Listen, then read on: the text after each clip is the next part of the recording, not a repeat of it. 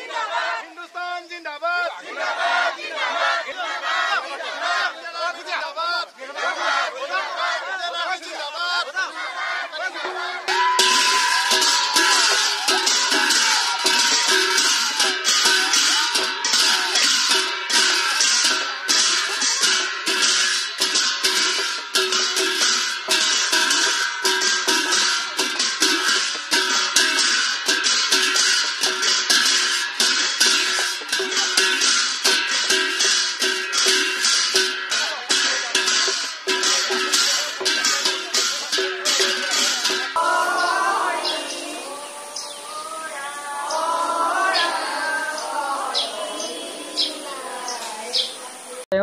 प्रथम प्लेनर पर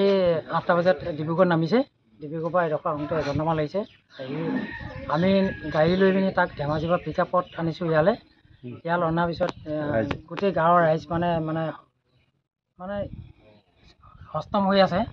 তেওঁ অহাৰ লগে লগে গাড়ী পৰা নামিবলৈ পোৱাই নাই তেওঁ অহাৰ লগে লগে মানুহখিনি গোটেইখনে মানে আদৰিছে মই এইখিনি আদৰাৰ কাৰণে বহুত ভাল পাইছোঁ ইমানখিনি হ'ব বুলি মই কল্পনাই কৰা নাছিলোঁ। আচ্ছা তেখেতটো অতি এক ভয়ংকৰ অৱস্থাতে আছিলে তাত একদম মেইন মানে যেতিয়া যুদ্ধ পুৰা হৈছে সেইটো অৱস্থা সেইখিনি টাইমত তাতে আছিলে মানে প্ৰত্যক্ষভাৱে যুদ্ধত তেওঁ অংশগ্ৰহণ কৰিছে অংশগ্ৰহণে কৰিছে এনে সেই পৰিস্থিতি কেনে আছিলে মানে ভয়াৱহ একদম ওপৰৰ পৰা ড্ৰোন আহি থাকে ড্ৰোন বোলে আমাৰ যিটো মানে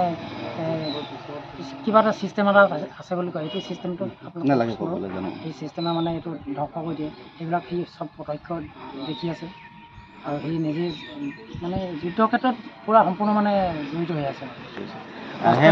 যুদ্ধ সময়ত আপোনালোকৰ ঘৰৰ লগত যোগাযোগ হৈছিল আমাৰ যোগাযোগটো মানে এনেকুৱা হয় তাকতো মোবাইলটো চুবলৈ নিদিয়ে কিন্তু কেতিয়াবা কোনোবা তাৰ পাকত হয়তো সি পায় তেতিয়া আমাক মেছেজ কৰে যে মই ভালে আছোঁ তোমালোকে চিন্তা নকৰিবা মই এতিয়া বৰ্তমান যুদ্ধ ক্ষেত্ৰতে আছোঁ। তেখেতে সেই সময়ত মানে যথেষ্ট জীৱন মৰণৰ যুদ্ধ চলি আছে জীৱন মৰণৰ যুদ্ধ মানে তাৰ মানে একদম ইফালে গুলি ইটো চাইডে গৈছে সিটো চাইডে গৈছে গুলি গৈছে আমিও এতিয়া প্ৰত্যুত্তৰ দিছোঁ বুলি কৈছোঁ তাৰ ভিতৰতে যে মই যে ৰাইজৰ আশীৰ্বাদক মই যে ঘৰলৈ স্বগৃহলৈ আহি পালোঁ এইটোৱে মোৰ ধন্যবাদ দিছোঁ।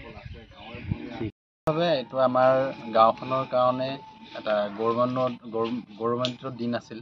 আৰু আমি গাঁৱৰ যুৱক হিচাপে গৌৰৱ কৰিছোঁ কাৰণ আমাৰ এই গাঁওখনৰ পৰা গৈ আজি দেশ মাতৃৰ সেৱাৰ কাৰণে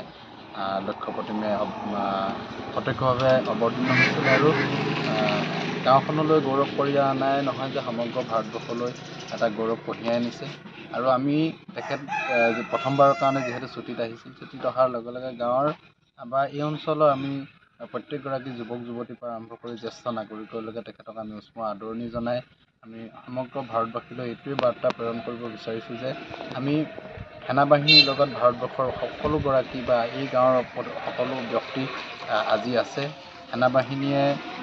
আজি অপাৰেশ্যন সিন্দুৰত অৱতীৰ্ণ হৈ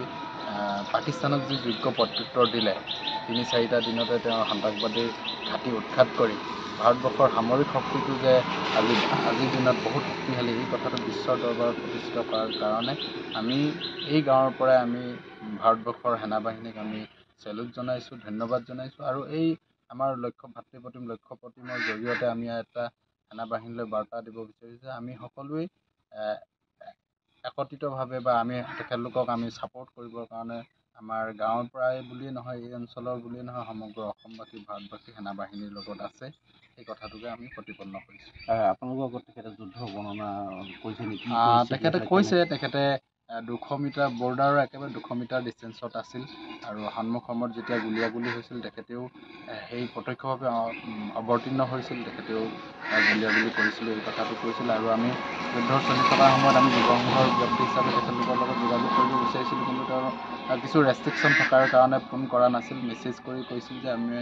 যুদ্ধত আছোঁ এইকেইটা সময় আমাৰ কাৰণে খুব এটা গুৰুত্বপূৰ্ণ দিন গতিকে সেইটো নিজক মানে সম্পূৰ্ণ দেশ মাতৃৰ কাৰণে উৎসৰ্গা কৰি দিছিল এইকেইটা দিন সেইকাৰণে আমি খুব ভাল পাইছিলোঁ আৰু আমিও গাঁৱৰ মানুহ হিচাপে আমিও নামঘৰত সেই যুদ্ধ চলি থকা সময়ত সকলো ৰাইজে গৈ প্ৰাৰ্থনা জনাইছিলোঁ যাতে তেখেতে সুশৰীৰে যাতে থাকে আৰু দেশ মাতৃৰ সেৱাত যাতে আৰু বেছি আত্মনিয়োগ কৰিবৰ কাৰণে পাৰে সেই কথাটো আমি ঈশ্বৰৰ ওচৰত প্ৰাৰ্থনা জনাইছোঁ।